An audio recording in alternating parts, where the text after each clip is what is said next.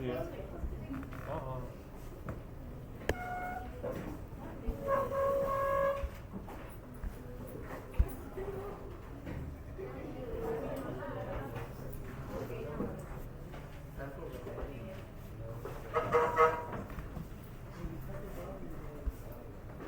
अच्छा भाई, last class के अंदर हम लोगों ने नर्वस कोऑर्डिनेशन शुरू कर दिया, और नर्वस कोऑर्डिनेशन के अंदर हम लोगों ने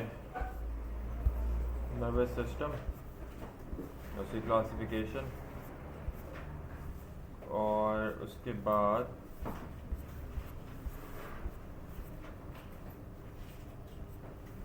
कुछ ऐसी WBC का जिक्र आया था, तो हमने वहाँ पे जिक्र शुरू कर दिया। अब करते हैं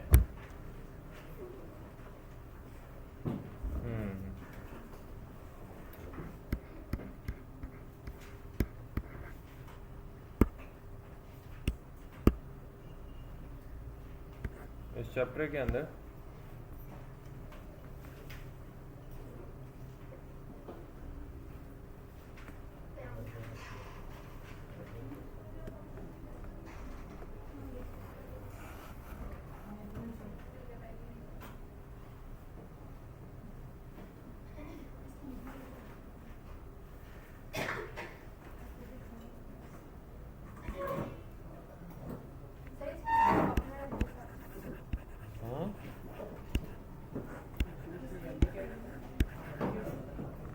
क्या बोल रहे हो?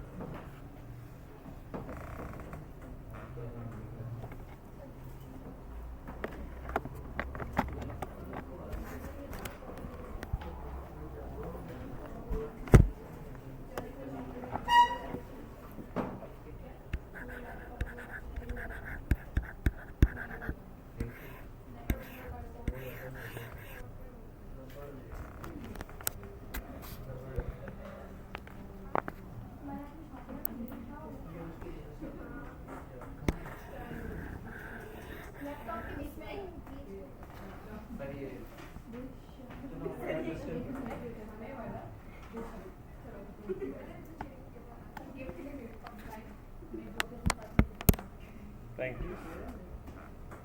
अच्छा भाई, ह्यूमन ब्रेन शुरू करेंगे आज। सही, ह्यूमन ब्रेन के अंदर सबसे पहले आपको पता होना चाहिए कि हमारे पास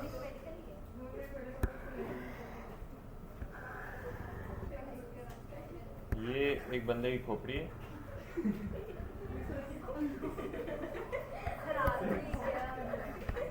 ये है क्रेनियम, क्या ये, एंड क्रेनियम के बाद ये इसके अंदर पहली एक लेयर है जिसको आप बोलते हैं ड्यूरा मैटर। फिर उसके बाद ये एक दूसरी लेयर है जिसको आप बोलते हैं रेटिनॉइड मैटर।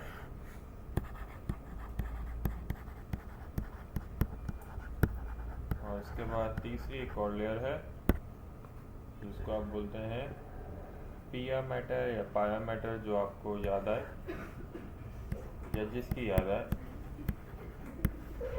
आप वो लिख लें। और उसके बाद आखिर में ये आ जाता है हमारा, किसको रोज़ा लग रहा है, ये है हमारा बेहतरीन सा ब्रेन। ये बंदे की आंखें, ये बंदे की नाक, और ये इसका मुंह। तो हमारे पास brain is basically protected in these protective layers. Outermost तो क्रेनियम है, नज़र आ रहा है आपको, and these protective layers are called as meninges. क्या बोलते हैं इसे? अब मैं चाहूँ तो इसके अंदर गहराई में जाकर आपसे सवाल जवाब शुरू कर दूँ, लेकिन मुझे उम्मीद है कि आपको आता होगा, क्योंकि हमने अभी रिसेंटली कुछ टॉपिक्स पढ़े थे। मेनिंजीज की इन्फ्लेमेशन हो जाए तो क्या बोलेंगे? Meningitis is caused by most commonly bacteria या viruses. Viral causes are more common than bacterias and then fungi. ठीक है, अब आ जाते हैं अगर ये प्रोटेक्टिव लेयर्स के बारे में बात होगी। इसमें याद रखिएगा DAP डैप, ये इसकी सीक्वेंस होती है outermost to innermost. और उसके बाद ब्रेन के आसपास यहाँ पानी होता है, और उस ब्रेन के आसपास के पानी को हम बोलते हैं सेरिब्रो स्पाइनल फ्लूइड। क्या बोलते हैं? यहाँ पे एक और मेरा सवाल है कि क्या सिर्फ CSF ब्रेन की सराउंडिंग में है या किसी और ऑर्गन की सराउंडिंग में भी मिलता है? पूछ रहे हो, बता रहे हो? स्पाइनल कॉर्ड की सराउंडिंग में भी मिलता है, बिल्कुल सही बताया इन्होंने। ब्रेन के सराउंडिंग के बाद जब हम बात करते हैं मजीद ब्रेन स्टेम की, और ब्रेन स्टेम से आगे क्या बनता है नीचे स्पाइनल कॉर्ड, तो असल में स्पाइनल कॉर्ड की सराउंडिंग में भी आपको CSF मिलेगा। ठीक है, याद रखिएगा। सही है, वहाँ पे भी आपको मिलेगा। कैसा लगा? अच्छा नहीं था जी? ख्वाबों की रानी, इतने गंदे ख्वाब नहीं आते मुझे। Forebrain, forebrain is one of the largest lobe of out of all three lobes: forebrain, midbrain, hindbrain. Forebrain is further divided into how many parts? How many parts? Two parts. Can you please name them for me? Telencephalon and diencephalon. If I would ask you which one of them is largest one? हाँ जी, गलत जवाब, fail है, fail. The answer is telencephalon. Out of all these two lobes, it is the largest one. It is distinguished into two distinct regions. उन दो distinct regions के नाम बताइए। Cortex and medulla। इसके अंदर हमारे पास दो सेरिब्रल हेमिस्फीयर्स भी होते हैं, और इस दो सेरिब्रल हेमिस्फीयर्स को ही हम दूसरा नाम देते हैं सेरिब्रम। क्या बोलते हैं इसको? Just like this. जैसे आप अखरोट तोड़ें, उस अखरोट के अंदर दो अलग अलग पीस होते हैं। ये अखरोट का वन साइड है हाफ, इसके अंदर ये दो आपको पीसेस नज़र आ रहे हैं, and both of these parts are adjoined with the central region. ये इस जगह से जुड़े हुए हों, तो इस जगह को एक नाम दिया जाता है। Both is adjoined by corpus callosum। corpus callosum से ही क्या है, ये adjoined हुए होते हैं। सही है। Is there any other lobes present in telencephalon? Yes, we have frontal lobe, parietal, temporal and occipital। आपसे एक सवाल पूछूं? सवाल आपके पास आ गया कि एक स्टूडेंट है who is in grade 6, a 6th grade student was passed in all of his subjects except maths, so he was promoted to the next class without passing the mathematics. Which lobe of the brain may be weaker or affected in this child? The answer is frontal lobe. It is responsible for intelligence, reasoning and problem solving conditions। ठीक है, इस तरह भी सवाल आते हैं बाजू में, सही तो ध्यान में रखना। इसी तरह parietal for the hearing and balancing, temporal the same thing, occipital for the vision and sometimes for maintaining the sleep cycle। ठीक है, अब बात करते हैं अगर डाइनसेफ्लॉन की, तो diencephalon is further divided into two. Diencephalon के कितने पार्ट्स होते हैं? दो। कौन कौन से? एक है थैलेमस। थैलेमस का दूसरा नाम कौन बताएगा? थर्मोस्टेट। फेल। हाइपोथैलेमस। तो 2 साल तक है। हाँ, वो हाइपोथैलेमस वाला पॉइंट है जो यहाँ बोल दिया। मेरा सवाल है थैलेमस का दूसरा नाम। Very good. चलो, एक बच्चे ने बताया इंटीग्रेटिंग सिस्टम। इसके अलावा अगर ये ऑप्शन में नहीं हुआ तो आप क्या सोचेंगे? इंटीग्रेटिंग सेंटर नहीं दिया हुआ ये ऑप्शन में। It is also known as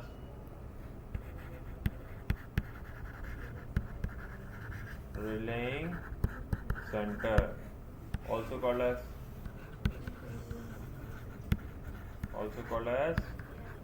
clearing house। relaying center है, clearing house के तौर पे काम करता है। soon it receives a message from any part of the brain, it is responsible to clear it out to the next part of the brain where it is supposed to be transported, where it is supposed to be forwarded. This zone of the brain is responsible for transporting of the messages। जैसे जैसे ये receive करेगा वैसे वैसे उसे clear करेगा। डाइनसेप्लॉन is further divided into, मैंने कहा था 2 पार्ट्स, एक थैलेमस था, दूसरे पार्ट का नाम limbic system. Limbic system is further divided into how many parts? हाँ जी, हाउ मेनी पार्ट्स? 3 पार्ट्स। कौन कौन से? एक है हाइपोथैलेमस, दूसरा है हिप्पोकैम्पस, तीसरा है अमिगडाला।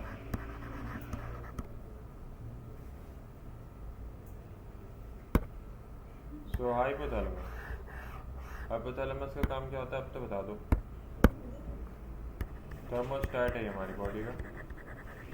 इसका मतलब है कि हमारी बॉडी का कौन सा पॉइंट मेंटेन करता है?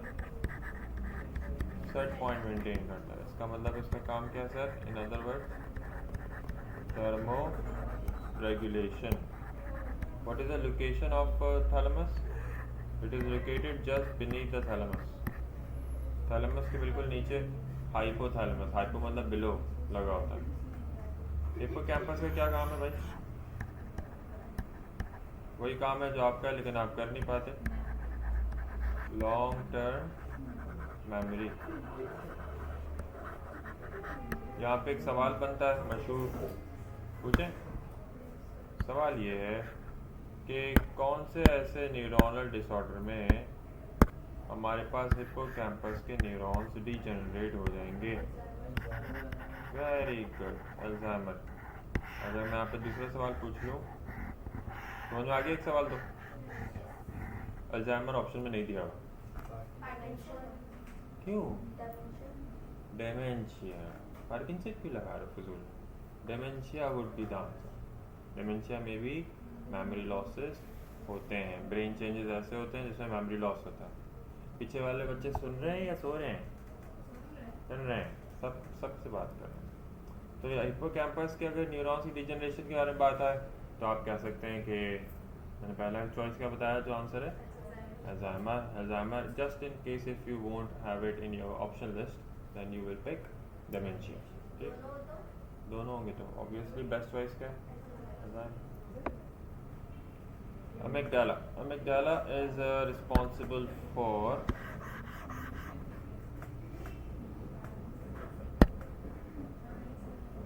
the sensations related to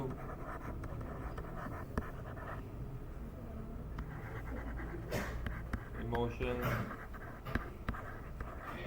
sexual arousal activities।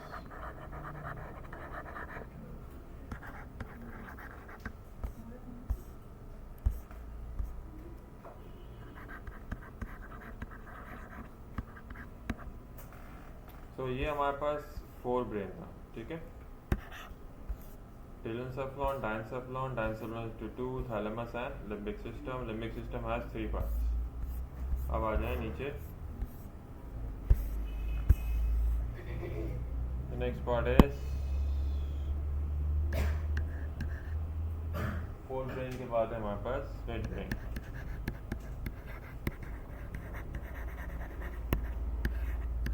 आपकी क्लास कब ख़त्म होती है इससे पहले वाली? जी, और उसके बाद से 1:45 तक, 1:45 बजे शुरू होने का टाइम है ना?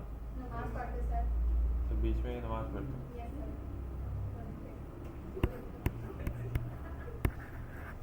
It is basically a junction between fore brain and hind brain. Fore brain hind brain के बीच का जंक्शन होता है ये। इसके अंदर बहुत सारे पार्ट हैं, फॉर एग्जांपल मतलब इसके अलग अलग फंक्शन भी हैं। पहली बात तो ये है कि it is also a part और a component of brain stem. ये ब्रेन स्टेम का एक हिस्सा भी है। ये भी मैसेजेस को रिले करने का काम करता है in between these two junctions. Relying of messages भी इसका फंक्शन है। Not only that, it also controls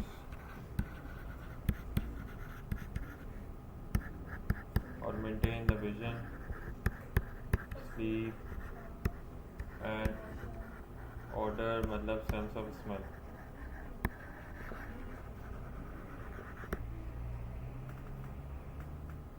अब अगर बात करें हम लोग हाइंड ब्रेन से रिलेटेड,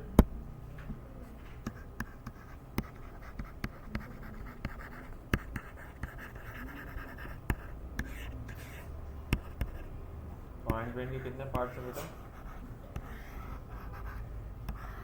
3 पार्ट्स। पहला है मेड्यूला ऑब्लोंगेटा। मेड्यूला ऑब्लोंगेटा क्या काम करता है भाई? It is responsible to control all the involuntary tasks, involuntary vital task, मतलब एग्जाम्पल किसी ने कहा heart beat, breathing, blood pressure, sneezing, तो यहाँ पे चीख रहा था अभी, किसी को खांसी होगी अभी, उप्स। ये सारे के सारे जो हैं ये क्या है, इसके इनवॉलंटरी टास्क हैं जो कि हमारी बॉडी में ज़रूरी हैं करना, और ये सब के सब मेडुला ऑब्लोंगेटा कंट्रोल करेगा, whether it is related to breathing, heart rate, blood pressure and so on. Next है हमारे पास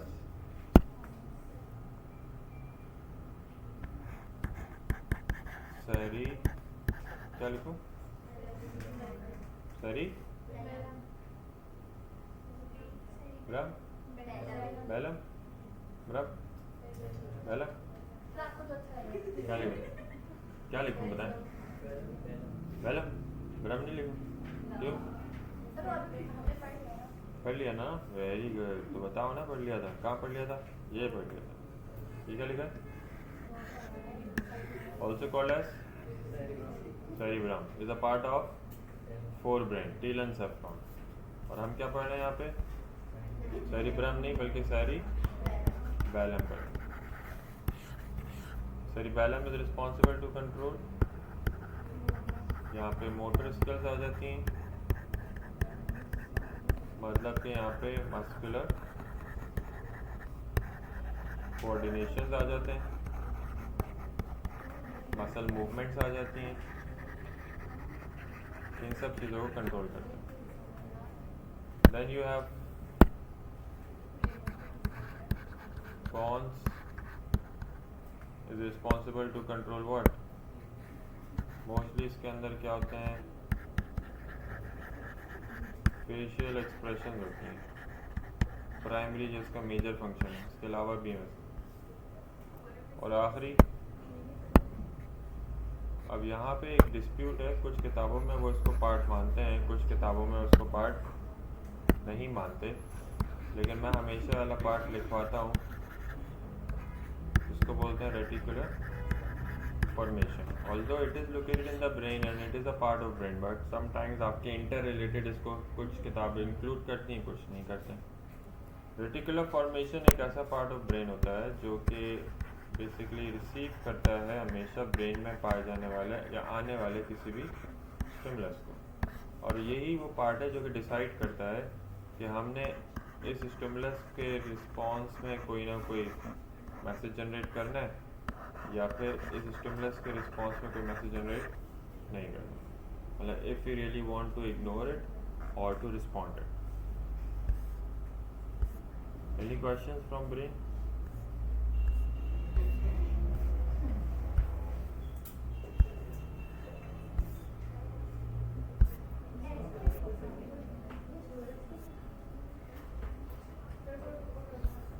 थोड़ा क्या करते हैं,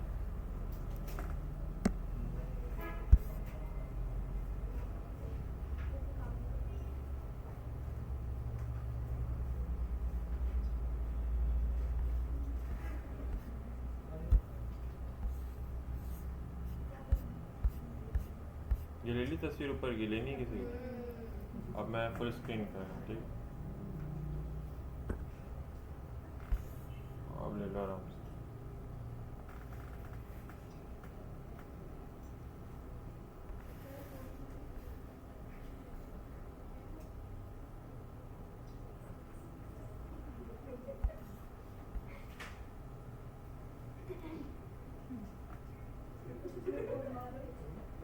हो गया भाई?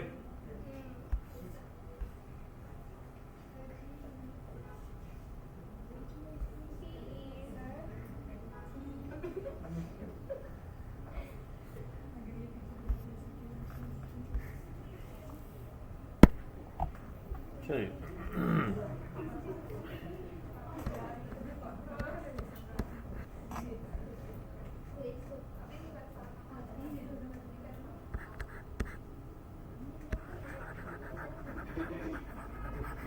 अच्छा, हमने जब वो पढ़ा था क्या नाम है उसका, एसेलुलर लाइफ,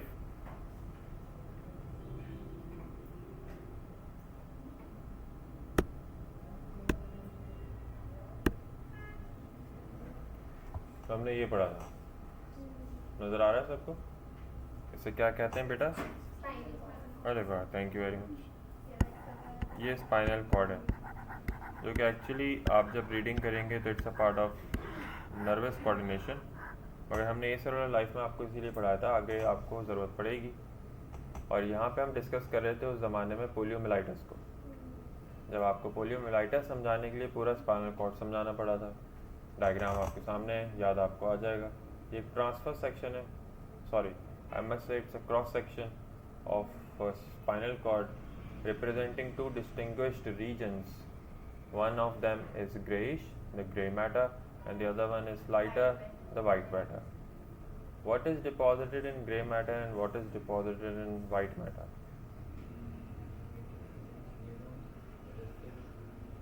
कहाँ कहाँ? वाइट में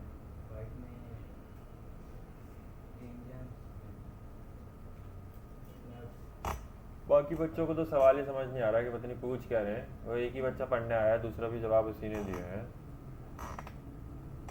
तो इतना पहले पढ़ाया हुआ ज़माना हो गया, उतना पुराना चीज़ खोल के दिखाइए, तब भी जहमत नहीं करी तुम लोगों ने बुक से पढ़ने की अभी तक। एक जवाब आपने सही दिया है, ग्रे मैटर के अंदर क्लस्टर ऑफ न्यूरॉन्स होते हैं, वाइट मैटर के अंदर उनके न्यूरॉन फाइबर होते हैं, यानी एक्सॉन फाइबर्स होते हैं, ठीक है।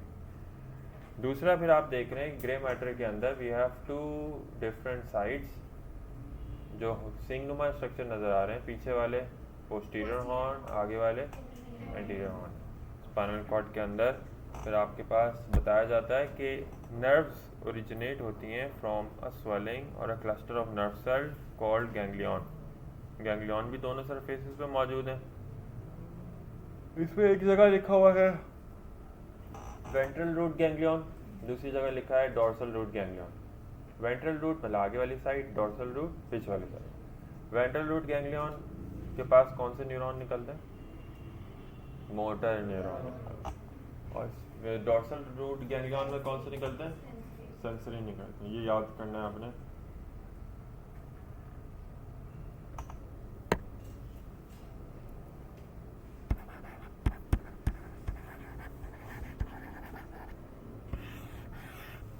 न्यूरोनल डिसऑर्डर्स जल्दी जल्दी कवर कर लेते हैं। फॉर एग्जांपल अगर मैं सबसे पहले बात करूं वैस्कुलर डिसऑर्डर्स की, वैस्कुलर डिसऑर्डर्स के अंदर मेरे पास कौन कौन से आते हैं? स्ट्रोक और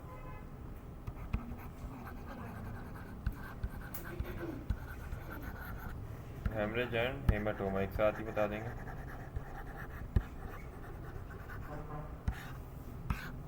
ये न्यूरोनल डिसऑर्डर्स पढ़ने आ रहे हैं आप, नर्वस सिस्टम के डिसऑर्डर्स हैं। वैस्कुलर का मतलब होता है कि ये वो हैं वेसल्स जिनका ताल्लुक ब्लड के साथ है।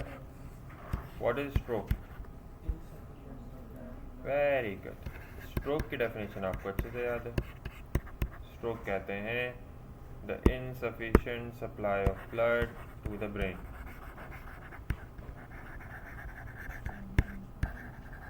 The insufficient supply of blood to brain.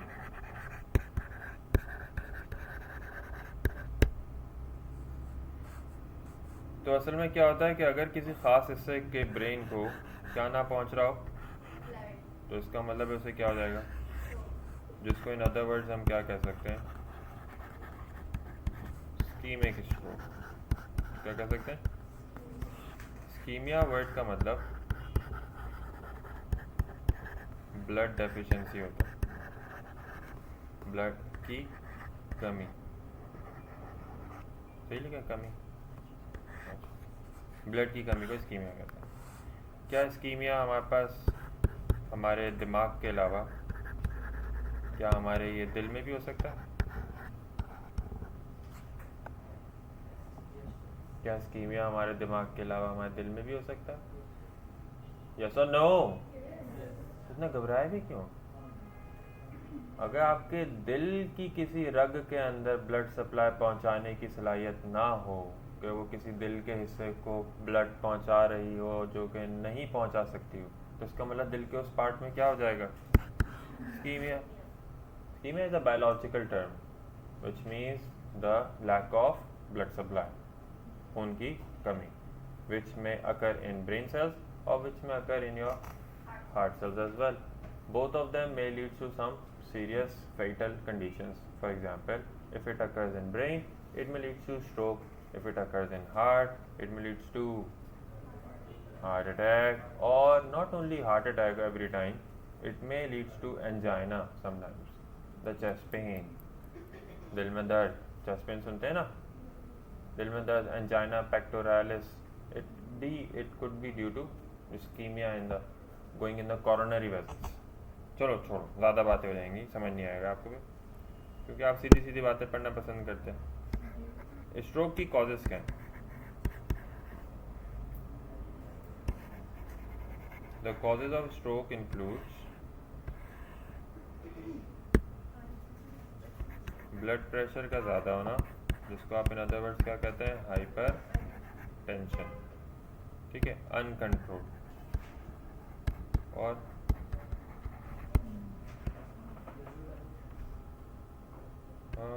चलो बोल सकते हैं वेज़ोडाइलेशन भी है, मगर वो तो एक फिनोमेना है ना। मैं कॉजेज़ के अंदर हम कोई सिम्टम, कोई वो लिखते हैं, कोई डिजीज़ का नाम या कोई सिम्टम लिखते हैं, ठीक है, जैसे डायबिटीज़। बिल्कुल, डायबिटीज़ के पेशेंट्स को भी स्ट्रोक होने के चांसेस होते हैं। और हाँ, स्मोकर लिख दो, अल्कोहल अब्यूज़ लिख दो, जो आ रहा है वो समझ में लिख दो, ठीक है, मगर most common is uncontrolled hypertension, ठीक है। अच्छा, what are the treatment options for stroke? How do we treat it? Stroke का ट्रीटमेंट क्या है? स्ट्रोक का ट्रीटमेंट डिपेंड करता है स्ट्रोक के कॉजेज पे और सिम्टम्स पे। जैसे कि अगर आप अर्ली आवर्स में डायग्नोस कर लें इसको, अर्ली आवर मतलब विद इन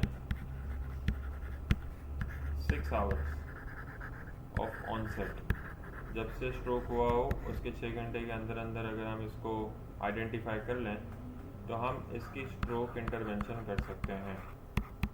स्ट्रोक इंटरवेंशन का मतलब क्या होता है कि अगर खून की किसी वेसल के अंदर क्लॉट मौजूद है तो हम उस वेसल के अंदर से क्लॉट रिमूवल कर सकते हैं। जिस तरह बिल्कुल जैसे आप दिल के लिए एंजियोप्लास्टी एंजियोग्राफी करते हैं, वहाँ क्लॉट होता है, उसे रिमूव करने के लिए वहाँ स्टंट प्लेस कर सकते हैं। Same goes with the vessel of the brain. शर्त ये है कि वो विदिन 6 आवर पेशेंट आ गया हो। अगर नहीं पहुंच पाया तो हम नहीं कर पाएंगे, क्योंकि उसमें वहाँ तक पहुँचना, क्लॉट का साइज़ बड़ा हो चुका होता है, वो वेजल छोटी होती हैं, फिर वहाँ पे मुश्किलात बढ़ जाती हैं। और जब तक पेशेंट को पैरालिसिस हो चुका होता है, उसको जो अलामात आनी होती हैं स्ट्रोक की वो हो चुकी होती हैं, जो कि फिर बहुत टाइम लेती हैं। तो इसका मतलब बाद में जब हम यूजुअली देरी हो जाती है अक्सर व बेशतर, तो फिर हम उसके लिए मेडिकल ट्रीटमेंट करते हैं। मेडिकल मैनेजमेंट में क्या आता है? मेडिकल मैनेजमेंट में आप क्या करते हैं, आप उस क्लॉट को रिमूव करने के लिए क्या करते हैं, प्लेटिलेट एग्रीगेशन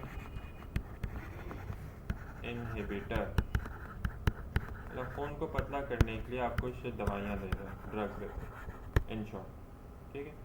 दूसरा, यू विल कंट्रोल जिस चीज़ की वजह से स्ट्रोक हुआ था, आप उस चीज़ को कंट्रोल करते हैं। You will control the what, you will control the hypertension. और फिर आखिर में आप क्या बताते हैं, क्योंकि अगर उसे क्या हुआ है, पैरालिसिस हुआ है, तो आप उसके लिए क्या बोलेंगे, फिजियोथेरेपी प्रोवाइड करते हैं। It may take a little longer time for the recovery, sometimes it may recover early, sometimes it may recover on yearly basis, on monthly basis, nobody knows, ठीक है। सही, लाइफ टाइम भी रह सकता है, क्योंकि एक दफ़ा पैरालिसिस हो जाए तो फिर उसका बहुत मुश्किल होता है वापस रिवर्स होना, पावर चली जाती है, बहुत सी चीज़ें चली जाती हैं। अच्छा जी, वैस्कुलर डिसऑर्डर में फिर आपने एक और चीज़ पढ़नी थी, that is haematoma and haemorrhage. ये दोनों एक साथ ही मैं आपको बता दूंगा।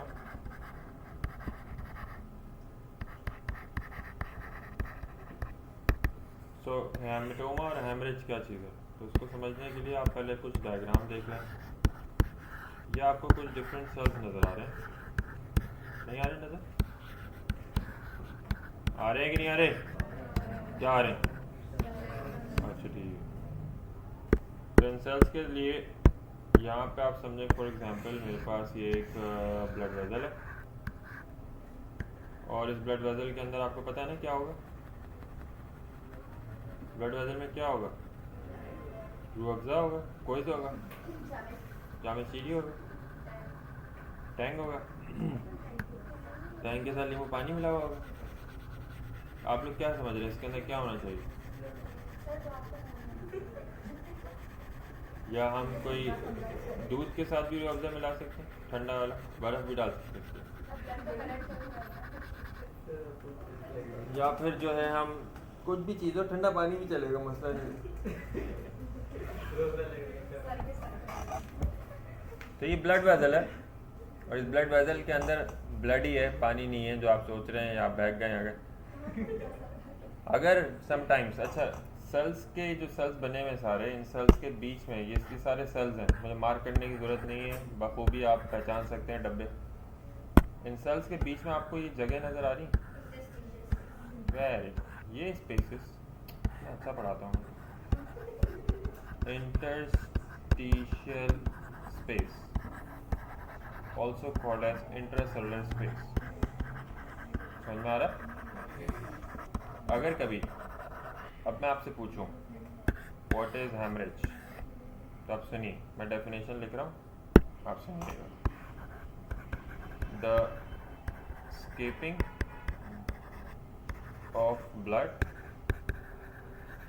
फ्रॉम अ ब्लड वेजल, एक ब्लड वेजल से ब्लड का निकलकर बाहर स्केप आउट होना। अच्छी अंग्रेजी में, बहुत ज़्यादा ज़ोर से अंग्रेजी आ रही है, आप बोल सकते हैं the extravasation of a blood from a blood vessel. Extra मतलब आउटसाइड, विजेशन मतलब वेजल, एक वेजल से ब्लड का बाहर निकल आना। लेमैन टर्मिनोलॉजी में, और दिल चाह रहा आपको अच्छा पढ़ने का, तो फिर उसको बोलना है कि the leakage of blood from a blood vessel, ठीक है। The escaping of a blood from a blood vessel, the extravasation of a blood from a blood vessel and the leakage of blood from a blood vessel। एक blood vessel में से blood का leak होना क्या कहलाता है? Haemorrhage कहलाता है। क्या कहलाता है?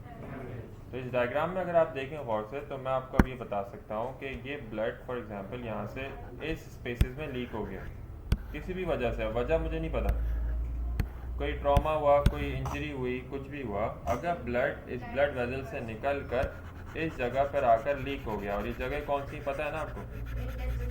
Interstitial space. तो ये कंडीशन कहलाएगी haemorrhage. And if it occurs in the vessel of a brain, if it is a vessel of a brain, if it is occurring in a brain, so it is called as brain hemorrhage. इसी को तो आप क्या नाम दोगे? But it can occur anywhere. Since we are studying neuronal disorders, so we need to tell them कि it's a brain hemorrhage. बिल्कुल हो जाएगी, ब्लड लॉस होगा, ब्लड जमा होगा, सीजर्स आएंगे, फिट्स आएंगे, कन्वल्जन्स आएंगे, जर की मूवमेंट होगी, अनकॉन्शियसनेस होगा, ऑक्सीजन की कमी होगी, बंदा मर जाएगा। 2 दिन पहले हमारे कॉलेज के एक लड़के को हुआ था, डेथ हो गई। कैसे? Brain haemorrhage. तो कॉलेज में ही हुआ उसको ब्रेन? नहीं, घर पे? लेकिन कॉलेज का। Haematoma. What is haematoma now? अगर आपको हेमरेज समझ में आता है तो आप हेमाटोमा भी समझ सकते हैं। हेमाटोमा कहेंगे excessive accumulation of blood in the intracellular spaces। अब मुझे बताइए इस डेफिनेशन को पढ़ के इस जगह पे क्या हो रहा है? ये क्या है? हेमाटोमा है। ये क्या है? हेमाटोमा है। ये क्या है? ये बदतमीजी। ये क्या है? ये हेमाटोमा है। मतलब हेमाटोमा आप कब कहते हैं कि जब कभी यही ब्लड वेजल से निकल के क्या हो रहा है? डिपॉजिट हो रहा है। जिस जगह पे डिपॉजिट हो रहा है वो जगह क्या कहलाएगी? उसका मतलब हेमाटोमा बन गया। तो हेमाटोमा लीड्स टू हैमरेज या haemorrhage leads to haematoma? Exactly, haemorrhage होगा तो हेमाटोमा होता है। अब हेमाटोमा ये अगर कौन से सेल्स हैं? ब्रेन सेल्स हैं, तो इसका मतलब हम haematoma in the brain part. Haematoma जब भी कभी ब्रेन में होगा तो हमारे पास क्या क्या सिम्टम्स आएंगे? अच्छा उससे पहले एक और सवाल पूछूं? सवाल ये है, अगर इस पूरी डेफिनेशन के अंदर मैं सिर्फ एक लफ्ज़ चेंज कर देता, ये वाला, और इसकी जगह मैं लिख दूं डेफिनेशन वही रहे, excessive accumulation of water in the intercellular space. कोई चीता बच्चा ही बता सकता है, इट्स कॉल्ड एज डैश। कोई फायदा नहीं है ऐसे रोजे रखने का जिसमें तुम लोग पढ़ नहीं पाओ, जिसमें तुमसे पढ़ाई ना हो। और अब तो 10, 11, 12वां रोज़ा लग गया है। कौन सा 11वां हो गया? 11th है ना। तब तक तो आदत हो जानी चाहिए थी। कौन से नशे करते हो तुम लोग दिन भर, जो तुम लोग के अभी तक दिमाग सुन पड़े हुए? इंस्टाग्राम के नशे करते हो, वो तो अभी भी देख सकते हो, उसमें क्या कोई बुराई थोड़ी, गुनाह थोड़ी मिलेगा। हाँ, गंदी चीज़ें देखने का तुम लोगों को अगर शौक है तो तुम्हारा रोज़ा ख़राब हो सकता है। इंस्टाग्राम देखने से तो कुछ नहीं होता, तो रील्स भी गंदी आती है मेरे ख्याल से। क्या नहीं है? मेरी फीड सही नहीं। अच्छा, खैर मैं इसलिए देखता ही नहीं हूँ। तो फिर ये बताइए कि क्या बनता है the excessive accumulation of water in the intercellular space. अगर इस डेफिनेशन में सिर्फ ब्लड की जगह पानी लिख दूँ, जगह वही रहे, चीज़ वही रहे, पानी जमा हो रहा है एक्सेसिव, सॉरी हाइड्रो समथिंग, फुलजूल में तुक्का, मतलब एक तो मतलब तुम आई हो 1-2 हफ्ते बाद, है ना, लास्ट वीक नहीं थी, फिर तुक्का मार रही। पीछे वाली बच्ची को दिखाओ, वो कुछ पढ़ने लग गई थी, फिर छोड़ दी उसने पढ़ाई। जी बेटा, सॉरी यार, कैसे हो गया अचानक? तो हाँ भाई, पीछे बच्ची कौन है? क्या है? हकीकुल ऐन। कुछ हकीकत बयान करें डेफिनेशन। हाइड्रोटोमा भाई मैं तुम्हें तो पढ़ने वाली समझ रहा था, अल्लाह माफ़ करे, गलती हो गई। I take my words back, sorry sorry sorry. ये तो मजाक ही, हकीकत में मजाक कर दिया इन्होंने, हाइड्रोटोमा बोलने लग गई हैं भाई। इस डेफिनेशन को हम कहेंगे, आप सब जाहिल हैं, सुनो मसला आप लोगों के साथ ये है क्योंकि आप लोग पढ़ते नहीं। This is the definition of oedema. 1000 मरतबा ही लफ्ज़ आते हैं बुक की रीडिंग करते हुए। What is oedema? Oedema is the excessive accumulation of water in the intercellular spaces, oedema कहते हैं इसको, ठीक है। अब अगर मैं यहाँ पे पूछने लग जाऊँ ना, बहुत सारी बातें हैं जो कि एप्टीट्यूड में आपको इस लेवल तक आप इतने शार्प हो जाने चाहिए, मगर आप में इंटरेस्ट की कमी है, नॉलेज की तो खैर दूर की बात है, नॉलेज की तो कमी है ही है। आप में हाँ आजकल रोज़े चल रहे हैं सर, आजकल ये है, आजकल वो है, आजकल फिर अभी सोग है, अभी इंटरनेशनल एक बॉर्डर्स बंद हुए हैं सर, हमारी फ़्लाइट्स डिले हुई हुई हैं, हमारी फ़्लाइट्स डिले हो गई हैं ना। हमें तो एयर स्पेस में घूमना था, ईरान और अमेरिका की जंग चल रही है, हम भी मसरूफ़ हैं इसके अंदर। एडिमा की क्या कॉजेज़ होती हैं? What are the causes for oedema? कोई एक बता दो, कोई एक अपने निचले हिस्से की लेवल की बता दो, कम से कम अपने लेवल की बता दो। बहुत ज़्यादा पानी पीने से बहुत ज़्यादा सूसू आता है, एडिमा नहीं हो जाता। मतलब एडिमा जब हो जाएगा जब आपका सूसू बंद हो, यानी आपके गुर्दे बंद हो, तो आपकी बॉडी में वो पानी आप पीते रहेंगी, जमा होता रहेगा। तो ये पूरी बात बताओ ना कि सूसू बंद हो और फिर पानी पी रहे हो, तो मतलब के रीनल फेलियर। और कोई कॉज?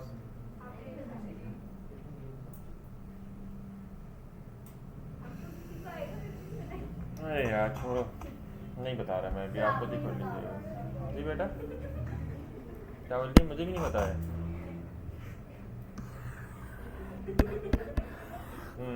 सही बात। अच्छा अब आगे चलें। हेमाटोमा, हेमरेज, ये आ गई वैस्कुलर। न्यूरोनल डिसऑर्डर्स हमारे पास और भी हैं, वैस्कुलर के अलावा दूसरे और कौन से भाई? इन्फेक्शन।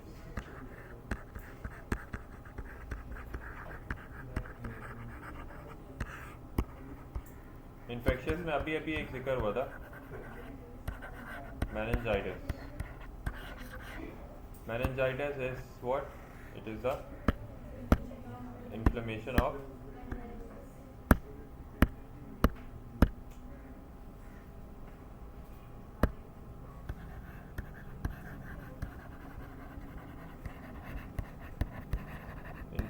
of meninges.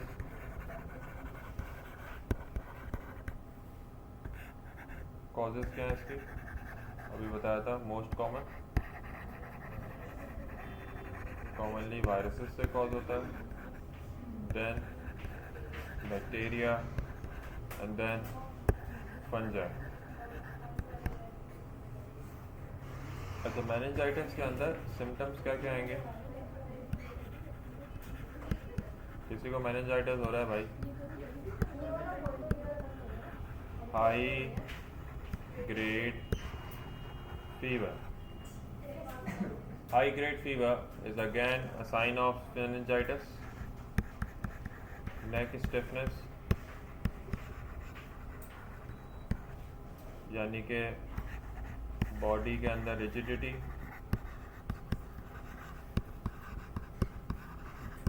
और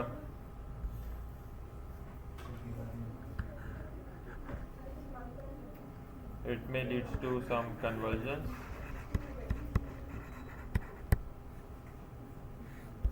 ट्रीटमेंट क्या है भाई?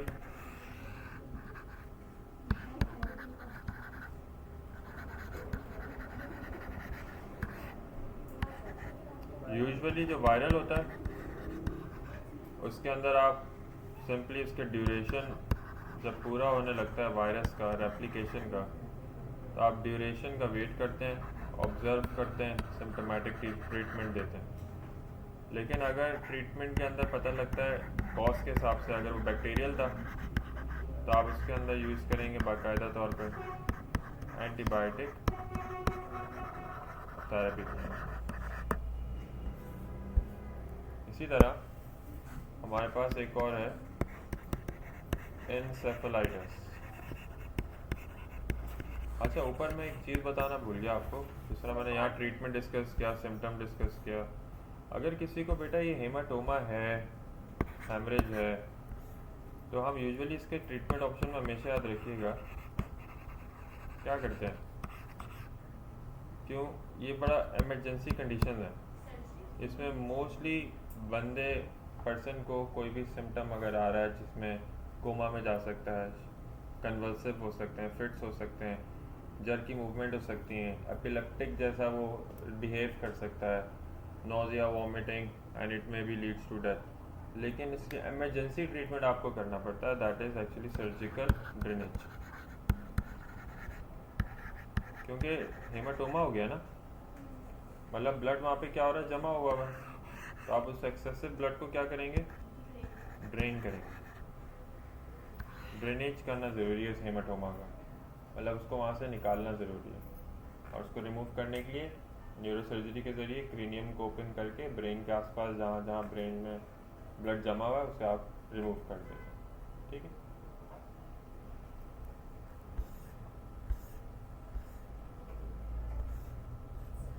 एन्सेफेलाइटिस क्या चीज़ था, ये भी इन्फ्लेमेशन है। ये कैसे पता लग रहा है बार बार हर कोई इन्फ्लेमेशन है, आखिर में क्या आता है, इन्फ्लेमेशन ऑफ ब्रेन और ब्रेन सेल्स।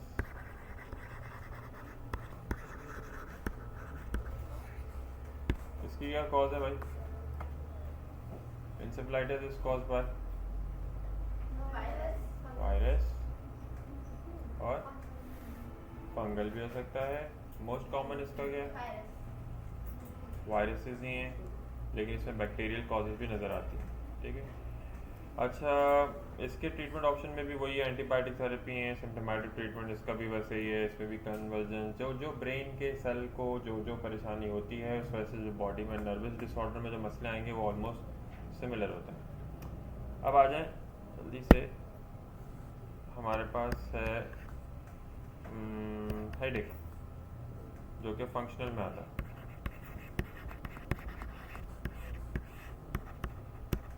हेडेक के अंदर ये फंक्शनल डिसऑर्डर्स हैं, और इन फंक्शनल डिसऑर्डर्स के अंदर बताया जाता है कि स्कैल्प की has no nerve supply. You know what is scalp?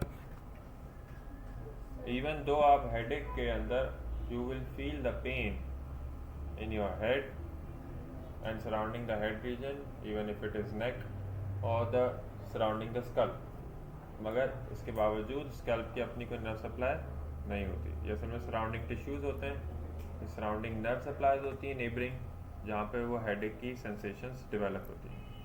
Headache की भी कुछ टाइप्स हैं। नंबर 1 फॉर एग्जांपल, जैसे कि कोई प्राइमरी हेडेक, प्राइमरी हेडेक, दूसरा सेकेंडरी हेडेक।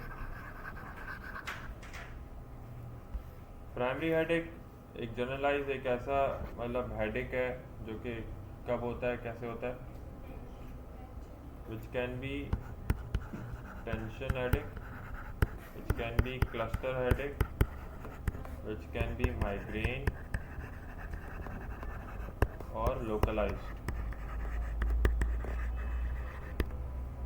ये सारे प्राइमरी हेडेक्स हैं, उनके नाम है बाकायदा। ठीक है, मतलब कौन कौन से हिस्से में किस किस जगह पे, एक जगह पे, हाफ साइडेड, इस तरह से हेडेक्स हैं। सेकेंडरी हेडेक में there is some cause behind it,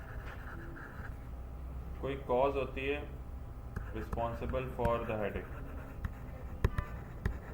for example,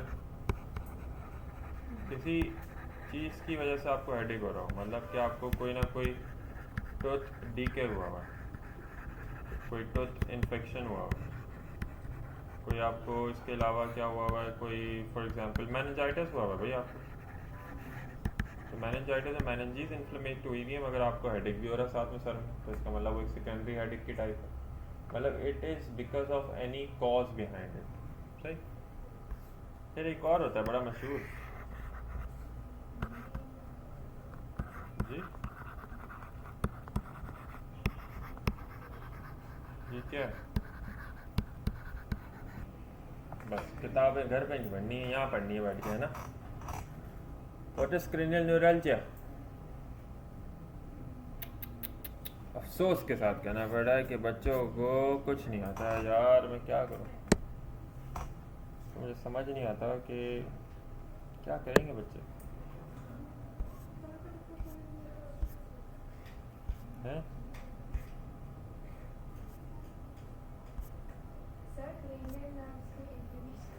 ओह अच्छा, थैंक यू। देख लिया आपने? हमारे पास जब कभी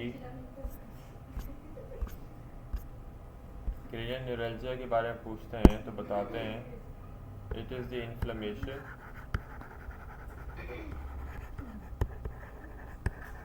और swelling of any of the cranial nerve। किसी भी क्रेनियल नर्व का क्या होना, इन्फ्लेमेट होना या इसका स्वेल कर जाना, क्रेनियल न्यूरल्जिया बोलता है, also known as facial neuralgia, जिसमें आपको कहाँ पे पेन का एहसास होता है, पेन इन द फेस और सराउंडिंग द फेस टिश्यूज। इसमें यूजुअली कौन सी नर्व इन्वॉल्व होती है? Sometimes facial nerve is involve. Then you have degenerative disorders. Degenerative disorders of CNS involve, yes, most common is Alzheimer and Parkinson. So number one, Parkinson's।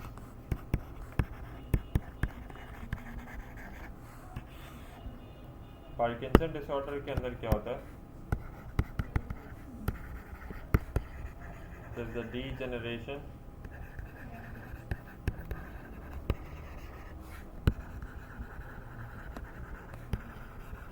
neurons of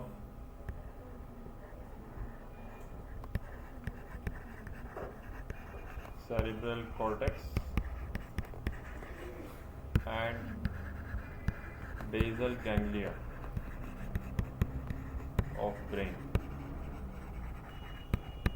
cerebral cortex और basal ganglia of brain के अगर neuron degenerate हो रहे हैं, degenerative disorders है ना, इन सारे disorders में क्या होते हैं, न्यूरॉन्स डिजनरेशन शुरू हो जाती है, डैमेज होना शुरू हो जाता है। इज इट रिवर्सिबल और इरिवर्सिबल कंडीशन? इरिवर्सिबल कंडीशन होती है। इसका मतलब है कि ये it will always be progressive, जिसके अंदर साथ साथ देखा जाता है डेफिशिएंसी ऑफ, डिक्रीज हो जाती है तादाद किसकी, डोपामीन की। डोपामीन क्या चीज़ है बेटा? एक न्यूरोट्रांसमीटर है। कौन सी टाइप? एक्साइटेटरी न्यूरोट्रांसमीटर है। कौन सा न्यूरोट्रांसमीटर है? सब सो रहे हैं भाई, सब सो रहे हैं, सबको नींद आ रही है भाई, मुझे तो आती रहती है। क्यों आती है? तुम लोगों को क्यों आती रहती है? कितने बजे उठेगा आज?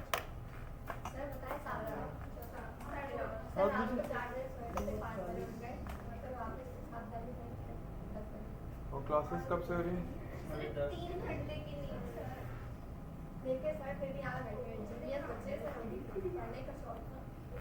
अच्छा भाई, सो पार्किंसंस के अंदर और क्या होता है? पार्किंसंस के अंदर सुन लो, बिहेवियरल चेंजेस आते हैं बॉडी में, एजिटेशन होती है, ओल्ड एज रिलेटेड डिसऑर्डर है। किस तरह ट्रीट कर सकते हैं हम? इसमें हम एक टैबलेट यूज़ करते हैं, मतलब एक ड्रग है, एक दवा का इस्तेमाल करते हैं जिसका नाम है लियोडोपा। क्या नाम है? लियोडोपा।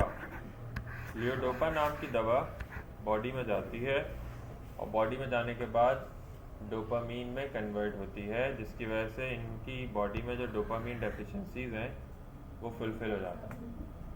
ठीक है।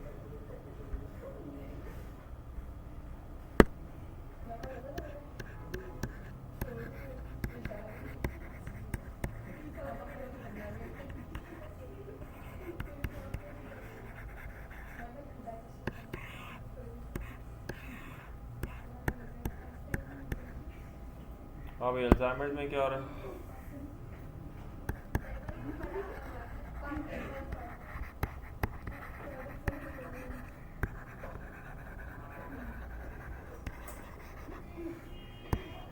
Degeneration of neurons of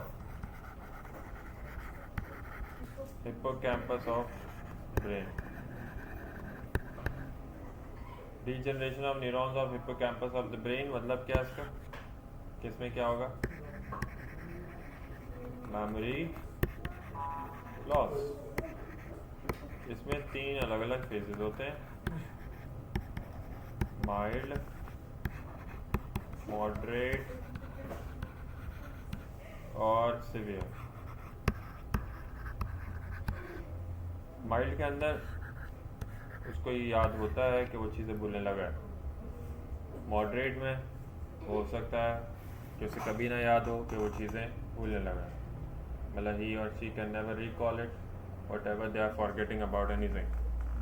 तीसरे फेज में वो बात करते करते बीच में भूल जाते हैं, अपने घर का रास्ता भूल जाते हैं, घर वालों को भूल जाते हैं, और साथ में उनको डिल्यूजन या फिर हेलुसिनेशंस भी होती हैं। ये एक प्रोग्रेसिव कंडीशन है, ओल्ड एज एसोसिएटेड है।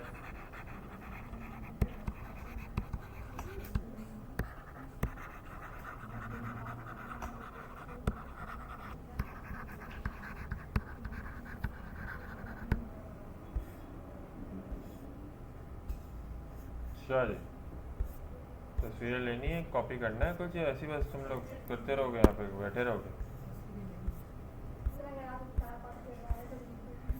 अगर मैं क्या तार पार्टी करा दूँ?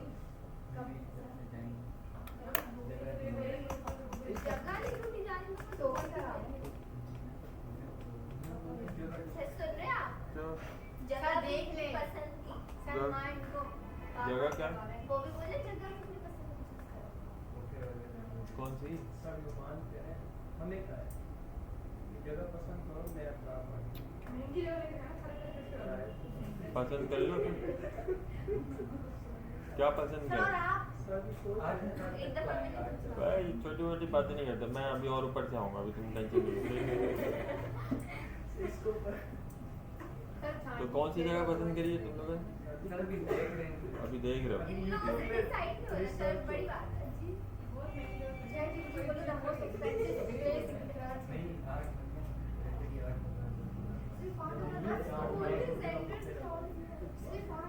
रेंटर्स में क्या है?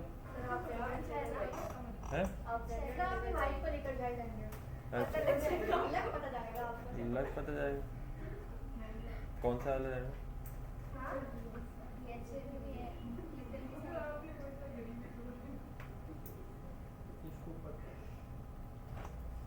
तो सेंटर में क्या है ऐसा, मतलब क्या पता लग जाएगा? प्राइसेस देख के। अच्छा अच्छा।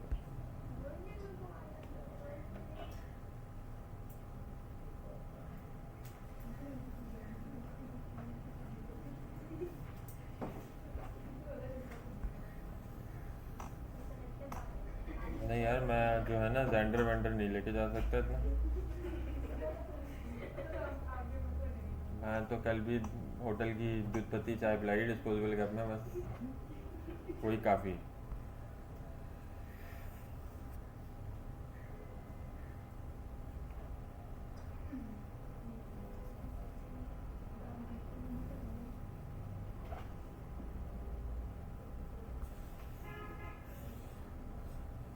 कोई और बता रहा है एडिमा की कॉजेज या नहीं बताओगे? या मैं नेक्स्ट वीक पूछूं आपसे? Next week? नहीं, मैं क्यों बताऊँ? हाँ, मैं खुद पढ़ के आऊँगा पहले।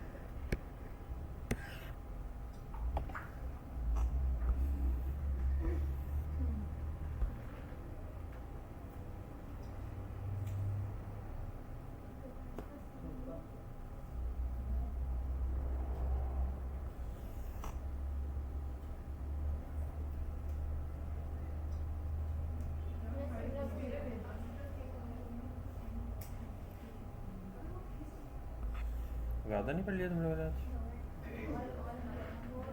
बहुत ज़्यादा पढ़ लिया। लियोटोपा अपनी जगह पे। नहीं वहाँ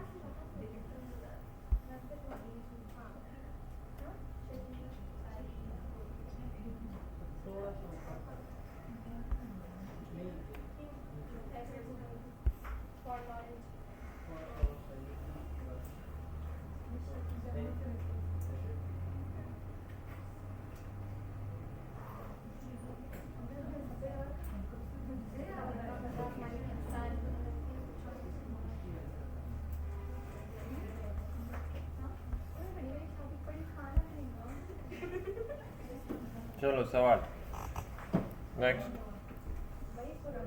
इसके अंदर और क्या चीज़ खास होती है? ड्रग्स का इफेक्ट है वो, आप इतना कोई खास उसमें चीज़ें नहीं है।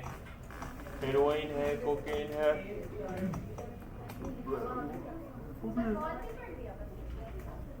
एक PRP भी है। करा दें?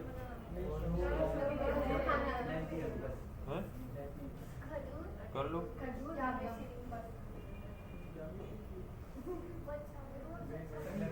चलो फिर टॉपिक बताओ, सवाल पूछो। क्या बोल रहे हो? टॉपिक बताइए, कहाँ से सवाल पूछें आप? सब बच्चे अपनी अपनी एक मर्जी का टॉपिक बताएं, मैं वहाँ से सवाल पूछता जाऊँ। ठीक है, सबसे पीछे कोई भी टॉपिक बताओ जिससे जो सवाल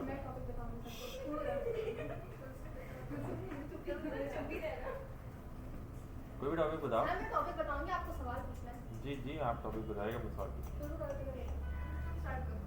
पीछे से एंजाइम से। अच्छा ठीक है, ये बताएं जिसको अच्छा जवाब आता हो बीच में ना बोले, just raise your hand. Okay, सवाल ये है कि which one of the following enzyme is non protein in nature? एक को आता है, दो को आता है, तीन को आता है, चार को आता है, पांच को आता है। नॉन प्रोटीन इन नेचर का एंजाइम बता दो। नहीं, जिससे मैं पूछूं वो कोई भी बोल दो। नहीं याद आ रहा? नहीं याद आ रहा? सर मैं बताऊं, फिर आप मेरे सवाल जी जी, पीछे राइबोजाइम। ठीक है, अगर ये ऑप्शन में ना हो तो राइबोजाइम जवाब है। ठीक है, राइबोजाइम ऑप्शन में ना हो तो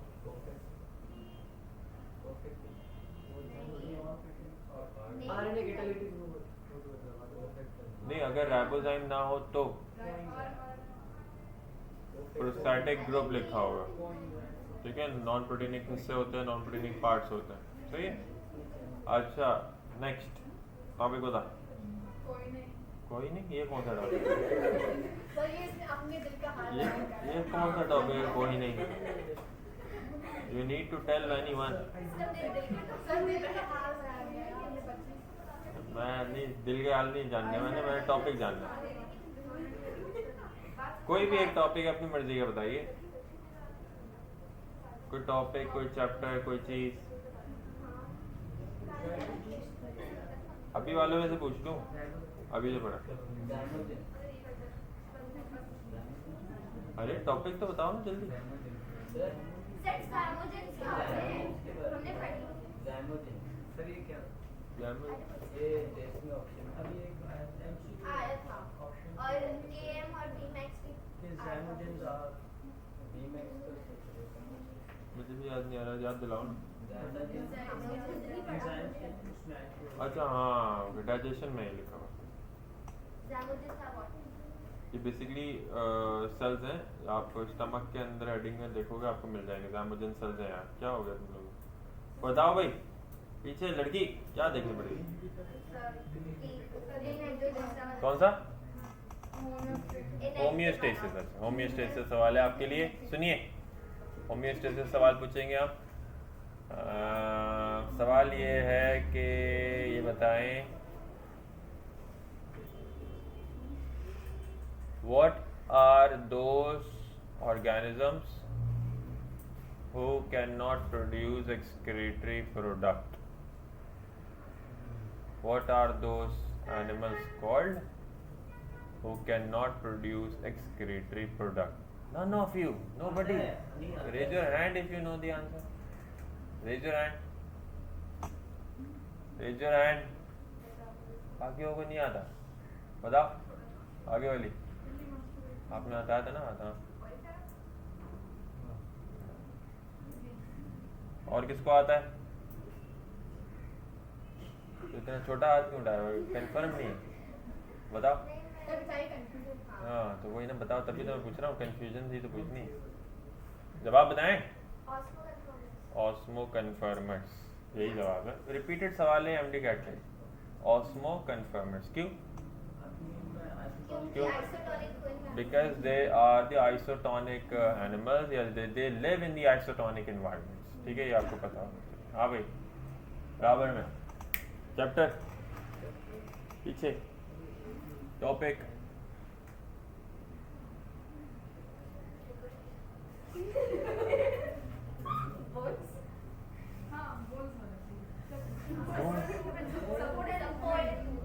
सपोर्टेड मूवमेंट, मतलब आप ये बोलना चाह रहे हैं। ओके ठीक है। If we have the contraction of the circular muscles and the relaxation of the longitudinal muscle, it may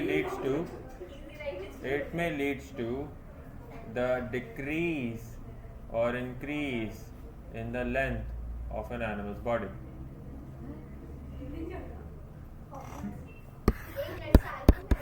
सवाल।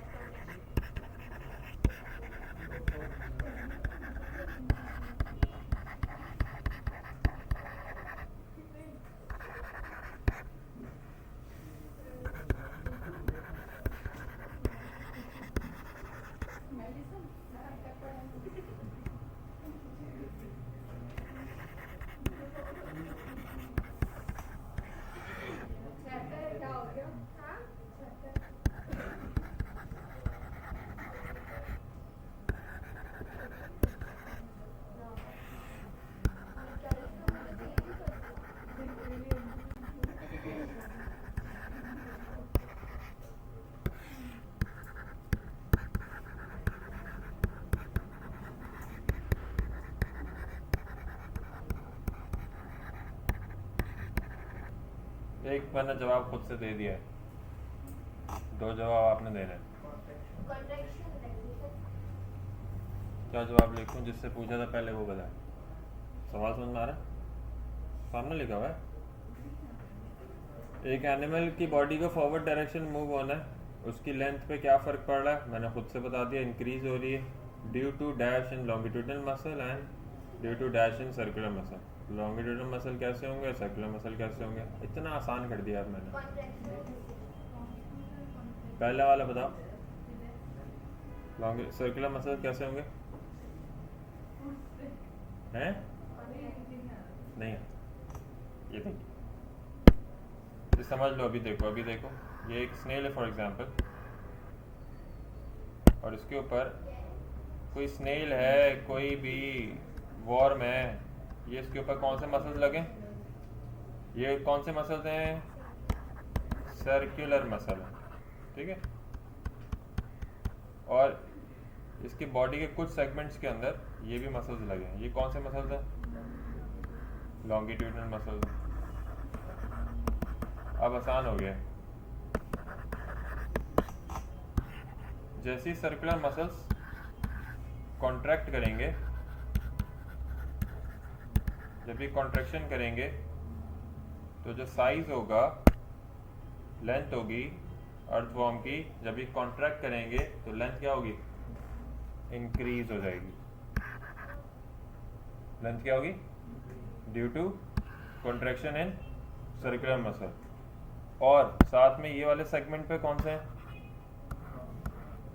ये कौन से हैं? Longitudinal muscle. लॉन्गिट्यूडनल मसल अगर क्या हो जाए? रिलैक्स होगा। ये रिलैक्स होगा तो यहाँ पे रिलैक्सेशन का मतलब है कि यहाँ से ये और रिलैक्स हो जाएगा यहाँ पे, तो इसकी लेंथ क्या हो जाएगी?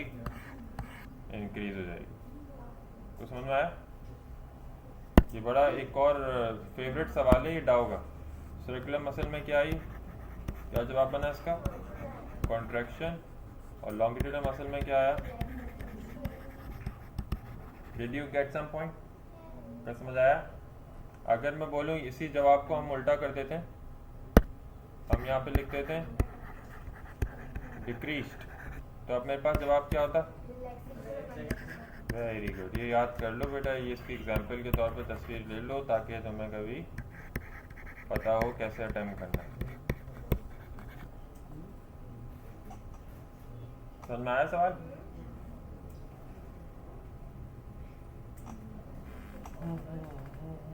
हाँ भाई बराबर में टॉपिक एंजाइम से। चलें ये बताइए कि एंजाइम जितना आसान है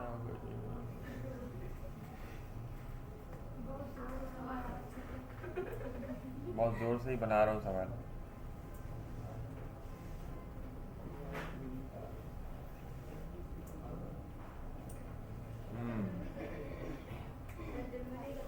Which type of inhibition can occur in between the chemical reaction? Raise your hand if you know the answer. Which type of inhibition can occur during the chemical reaction? Which type of inhibition can occur during chemical reaction? लगातार चौथा सवाल है चौथे बच्चे से जिनको अपने अपने सवाल के जवाब नहीं आ रहे। गलत जवाब। Uncompetitive is the answer. हाँ भाई बताओ, तुम बताओ। बल्कि नहीं आपका है ना, आपका हो गया? क्या हुआ? ऑस्मो कन्फर्मर वाला था। अच्छा हाँ आप चलो आगे। फौजिया बताओ ना जल्दी, टॉपिक बता, उससे क्या पूछिए? बताइए, इसी से पूछिए यार। ये मैं तुमसे पूछ रहा हूँ, कोई भी टॉपिक बता दो।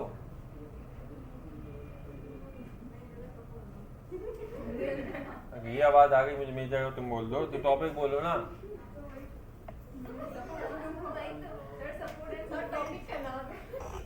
सपोर्ट मूवमेंट बोलने में क्या मसला आ रहा है तुम्हें भाई? कोई लड़के का नाम थोड़ी पूछवा रहे हैं किसी, मतलब के मतलब तुम इतना शर्मा रही हो। सपोर्ट एंड मूवमेंट है वो, सपोर्ट एंड मूवमेंट से सवाल है भाई आपके लिए। ये बताइए कि चलो सपोर्ट एंड मूवमेंट में से सवाल है, which one of the following is the smallest bone of the body? चुप है, चुप सारे चुप। Which one of the following, ये देखो, रोजे में जो चीटिंग करेगा उसका रोजा खराब। जो जो रोजे में चीटिंग करे, जो किसी को बताए वो दायरे इस्लाम से खारिज हो जाए, उसका रोजा खराब हो जाए। Smallest bone of the body, side पे हो जाओ दोनों शक्लें देखने हैं। मुंह से नहीं निकल रहा।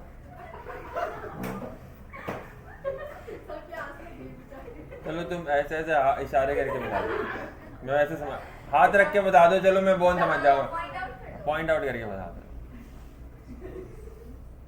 हाँ भाई किसी और को जवाब देना है? आपको नहीं आता क्यों? ऑडिटरी ऑसिकल्स, उसमें से कौन सी वाली? स्टेव्स वाली। चैप्टर आपसे ही पूछा। एंजाइम क्या, एंजाइम पे हट गए हो तुम लोग सारे भाई। एंजाइम पे हो गए 2-3, अब एंजाइम और नहीं, कोई और बताओ। Cell structure function, okay. सवाल ये है कि tubulin is heavily deposited in which of the following cellular organelle? गलत जवाब, गलत जवाब, गलत जवाब, 3 बार फेल। माइक्रोट्यूब्यूल्स। जी भाई, चैप्टर टॉपिक सेल। सेल से बता दें कि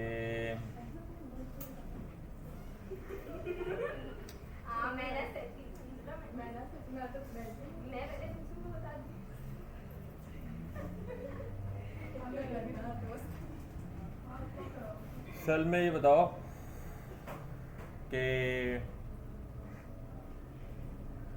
glycogen is excessively deposited into the brain cells due to the deficiency of which enzyme? Alpha glucosidase. Very good. हाँ भाई, टॉपिक सपोर्ट एंड मूवमेंट। कोई आगे आके बड़े बड़े चैप्टर्स पे बढ़ो, तुम लोग इतने सब तो पढ़ चुके हो यार, छोटे मोटे चैप्टर पे ही घूमे जा रहे हो।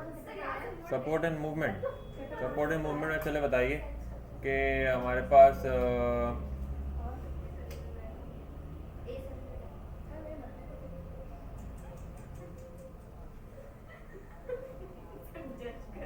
सपोर्ट एंड मूवमेंट में ये बताइए कि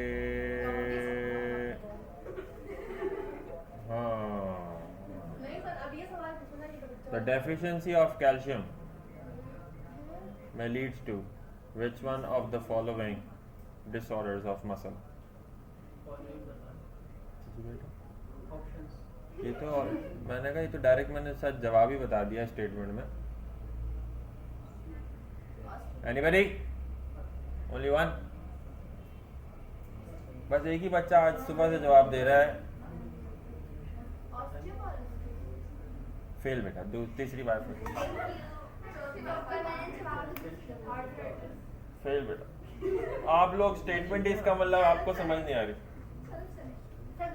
Which one of the following is a disorder of muscle which is due to the deficiency of calcium? जी बेटा, आप बताएं, आपने बताना है और किसी ने, मैं बताऊं? आसान जवाब नहीं बता रहे। Shame on all of you. You all of you. You yourself is ashamed. आपकी जो एग्जिस्टेंस है ना वो शेम है। The answer is tetani, simple. Deficiency of calcium, muscular disorder पूछ रहा हूँ स्टेटमेंट में, आप मुझे बोनी डिसऑर्डर बता रहे हैं। ऑस्टियोपोरोसिस, आर्थराइटिस, ये वो। Which one of the following is a disorder of muscle which is due to the deficiency of calcium? Tetany। दूसरा cramp। और कोई टॉपिक? अब तो ऐसे आ गए ना। होमियोस्टेसिस। होमियोस्टेसिस में बताएं, the solution which is found for the purpose of dialysis is called as dash. The solution which is found for the purpose of dialysis is called as dash.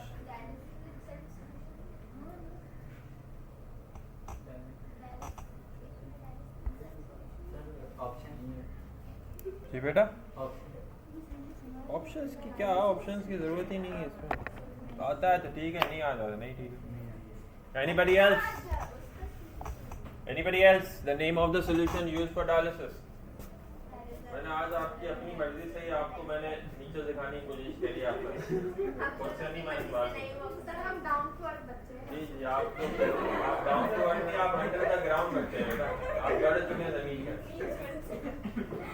Anybody? The answer is, सवाल ये था, the solution which is found for the purpose of dialysis is called as dialysate. Dialysate, which is found in dialyzer, used for the solution which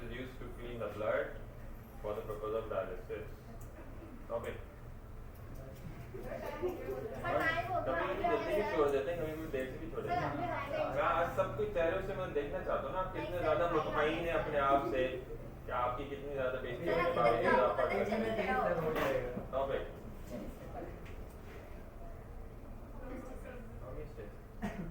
homeostasis के अंदर ये बता दीजिए कि okay if we place a cell in hypertonic environment it may leads to which of the following processes अगर एक cell को hypertonic environment रखेंगे उसके बाद कौन सा प्रोसेस होते हुए नजर आएगा।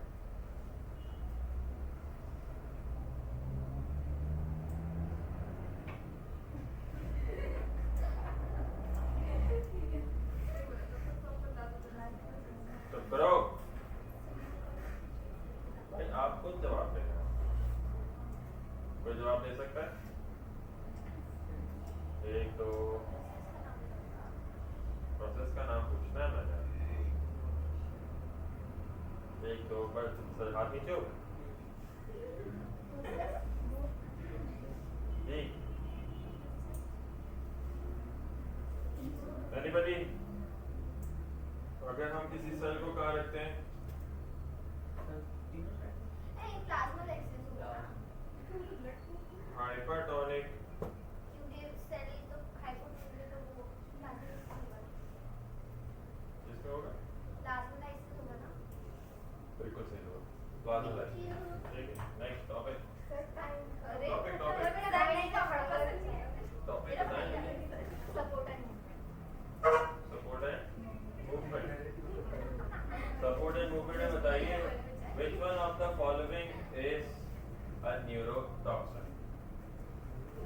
which of the following option हां ऑप्शन देना sir Which of the following options में आता है? Which one Give us of the the following following question give us the पूरे following के change उस पूरे चैप्टर के अंदर कोई एक ही वर्ड है, आपने चैप्टर पूछा है मुझसे और आपकी पूरी बायो में फर्स्ट ईयर सेकंड ईयर जो आप बोले सवाल गलत सवाल चेंज और ये और वो पागल के बच्चे इसमें पूरे फर्स्ट ईयर सेकंड ईयर के अंदर तुम लोग का पूरा एक ही वो न्यूरोटॉक्सिन है जिसका जिक्र हुआ है, कोई फर्स्ट ईयर सेकंड और कोई न्यूरोटॉक्सिन पढ़ाया ही नहीं है तुम्हारी किताबों में। आपने वो में पढ़ा है सर आपने पढ़ाया था मैं याद हां जी अच्छा, तो आपको पता है 3 दोहे मशहूर हैं, पता है आपको? उनमें से एक आप लो क्या आगे बढ़े। सर सवाल चेंज करें सवाल ये है which one of the following is a neurotoxin? Neurotoxin कौन सा है इनमें से? सर ये नहीं आता मुझे इनमें से किसी और को आता है? किनमें से किसको आता है अगर एक नहीं बता चलो कोई न्यूरोटॉक्सिन का नाम बता दो, इनमें से छोड़ो कोई न्यूरोटॉक्सिन का नाम सर आपने बोला एक ही तो एक ही का नाम याद नहीं आ रहा ना एक ही सर किस और पे आता है सर जो आपने पढ़ाया था आपने बोला The था answer is tetanospasm। बता दूं कहाँ पढ़ा है? अभी मैंने बता दिया, इसके बाद बता दो अब तारीख का कराओ। अगर अभी का भी मैंने बता दिया दिखा दिया तो आप मुझे बता दें आप तारीख का कराएं। जल्दी बोले, रेडी? आप तारीख बताओ सर। रेडी और नॉट? लेकिन आपने पढ़ाया नहीं होगा होगा लेकिन पढ़ाया पढ़ाया भी है। नहीं पढ़ाया मैंने याद पढ़ा नहीं भी भी है। पागल नहीं है सर रेडी? नहीं रेडी? बताऊं कहाँ लिखा हुआ? अरे आपने बस प्रूफ क्या आपने नहीं आपको पढ़ाया तो भी पता लगता है कहाँ पढ़ा है। सर सबर करें सर बोले और जो रोजे में झूठ बोले ताली मल्ला हो फिर तो चार इस्लाम से खाए। Sir 2 minute sir 40 support and movement, नहीं सुना मैं सुना सपोर्ट एंड मूवमेंट को लिए अभी बताता हूँ कहाँ लिखा। सर लिखा ही होगा आपने पढ़ाया लास्ट पेज को लिए और एक बार नहीं दो बार पढ़ा है। लास्ट पेज को लिए वहाँ पे टेटनी लिखा हुआ मिलेगा आपको, उसका आप नीचे का थर्ड लास्ट या फोर्थ लास्ट पॉइंट देखिए। नो टॉक्सिन और लिखा है मैंने आपको क्या बोला? टेटनी बोला? Tetanus, sorry tetanus. टेक्नोस्पेस मिल गया? क्या है? मिल गया? दोबारा पढ़िए। Tetanospasm is a name of toxin which is actually a type of neurotoxin जो कि टेटनी के डिजीज में मिलता है। Clostridium tetani is a bacteria which releases tetanospasm in this disorder। Tryptophan, it is a नाम neonatal. है sir इसका। असल में आप सब लोग जो है ना पढ़ने पढ़ाने के बाद you guys are actually wasting your time. मैं आपको बताना ही था. And so am I with you. You guys are actually wasting your time, and so am I with you, I guess, because you guys are not productive at all. जितनी आप पे मेहनत की जाएगी उतना आप रिजल्ट प्रोड्यूस करके नहीं देंगे. इसका मतलब है कि you guys are going to be the failures. Sir तो मुझे आपके मैं आपको सच्ची बता मैं आपको सीरियस एडमिट बता रहा हूँ करने कि this is the high time. आपके स्टेज के वक्त आपके ही लेवल के बच्चों को मैं कहीं कंपेयर करूँगा वो बहुत आगे हैं, हम लोग बहुत पीछे. या तो हंसी मजाक ज़्यादा है, पढ़ाई कम है, सीरियसनेस कम है, फोकस कहीं और है किसी और चीज़ के बजाय. थोड़ा सा अपनी स्टडीज़ को गैदर करो. या बेइज्जती कम हो रही है, मैं तो भरपूर करके जाता हूँ, क्या बाकी टीचर नहीं कर रहे हैं आपकी बेइज्जती.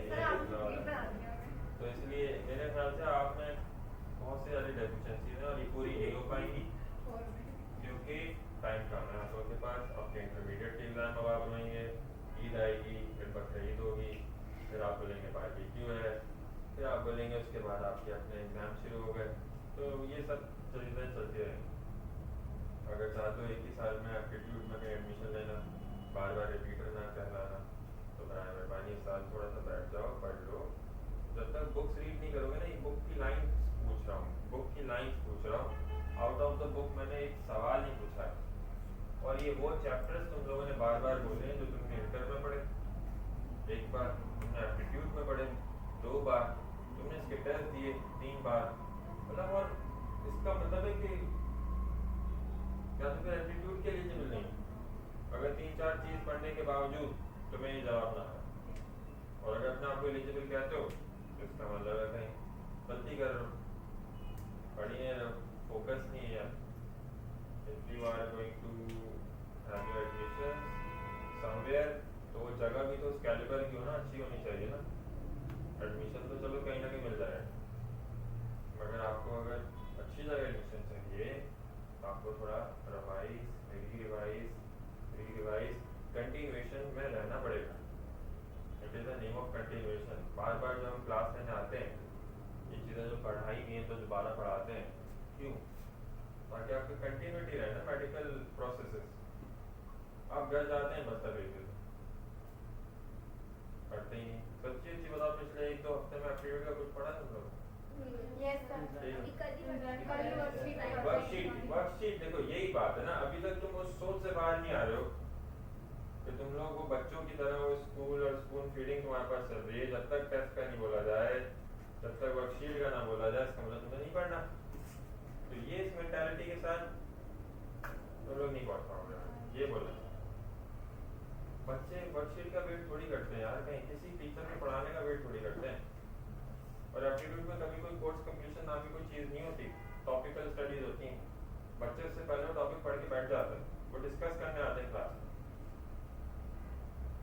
आप लोग क्या हमें पढ़ाया जाएगा, हमारा कोर्स कंप्लीट होगा, हम नोटबुक लाएंगे, अब तो लिखना भी छोड़ देते, तस्वीरें खींच लेते हैं. लेकिन चलो वो भी सही है, मसला नहीं है, लेकिन चीज़ तो याद हो, चीज़ भी याद नहीं हुई.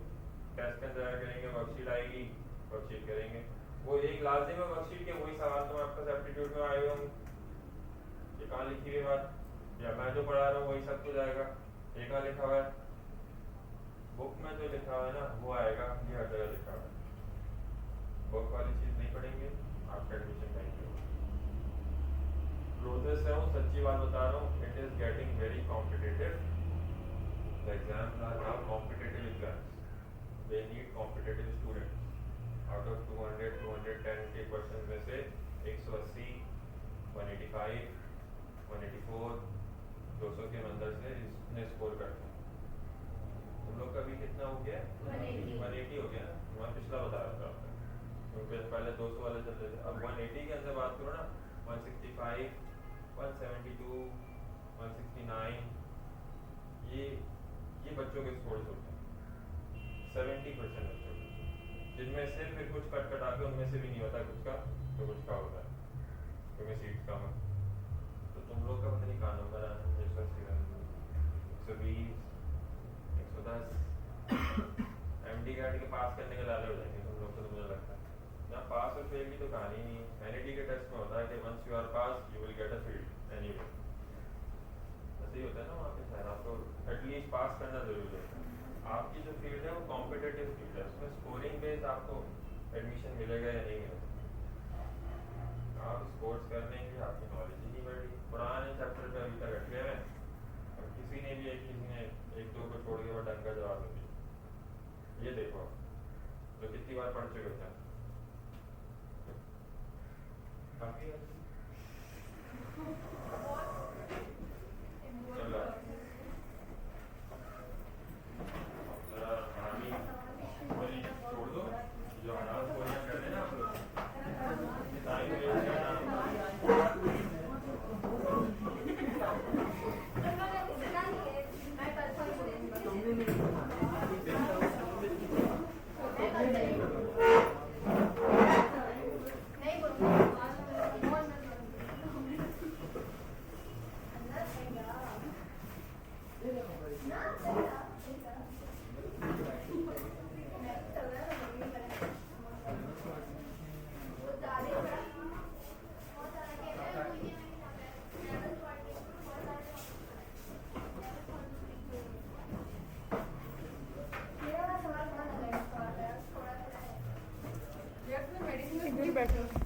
यार मैं क्या पूछूं मेडिसिन